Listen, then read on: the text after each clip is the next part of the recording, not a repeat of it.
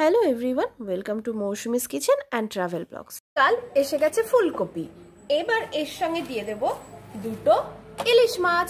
চলুন দেখে নিই ফুলকপি ইলিশ মাছের রেসিপি। আমি সেদ্ধ করে নিলাম নুন দিয়ে, নুন আর হলুদ দিয়ে মাখিয়ে রেখে দিচ্ছি।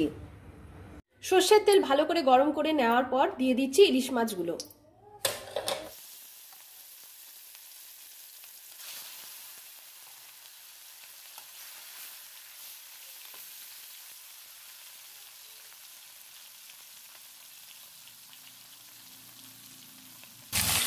ইলিশ মাছগুলো হালকাভাবে ভেজে নেব। মাছগুলো হালকা করে ভাজা হয়ে গেছে, তেল থেকে তুলে নিয়েছি। ওই তেলে দিয়ে দিচ্ছি সামান্য পরিমাণ গোটা জিরে আর দিয়ে দেবো সেদ্ধ করে রাখা ফুলকপিগুলো।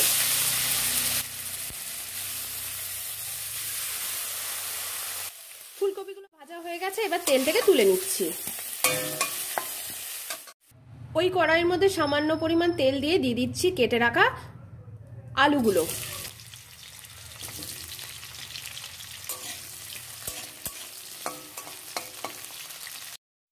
দিয়ে দিচ্ছি সামান্য পরিমাণ নুন আর হলুদের গুঁড়ো।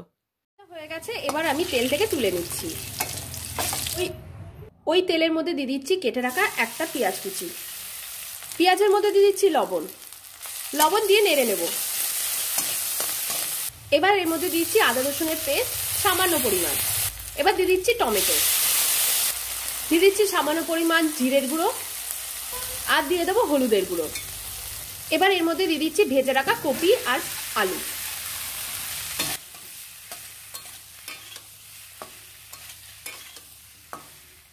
সুন্দর একটা গন্ধ বেরিয়ে এসেছে। এবার দিয়ে দিচ্ছি পরিমাণ মতন জল। যতটা ঝোল আপনারা রাখবেন সেই পরিমাণ জল দেবেন। দেবো সামান্য পরিমাণ নুনটা আপনারা পরিমাণ মতন দেবেন, কারণ এর আগে অনেকবার নুন কিন্তু তরকারিতে দেওয়া হয়েছিল। কড়াই এবার আমি ঢেকে রাখলাম। ঢাকনা খুলে দিচ্ছি। অনেকক্ষণ থেকে ঝোল ফুটতে শুরু করে দিয়েছে। এবার দিয়ে দিচ্ছি এর মধ্যে ভাজা মাছগুলো এর মধ্যে দিয়ে দিলাম। মাছগুলো দিয়ে কিছুক্ষণ আমি আবার ঝোলটা ফুটিয়ে নেব। ঝোল শুকিয়ে এসছে, এবার এর মধ্যে দিয়ে দিচ্ছি ধনেপাতা। আমার রান্না হয়ে গেছে, এবার আমি গ্যাস অফ করে দিলাম। ভালো থাকবেন, সুস্থ থাকবেন, আবার দেখা হবে নতুন রেসিপি নিয়ে। Thanks for watching my video.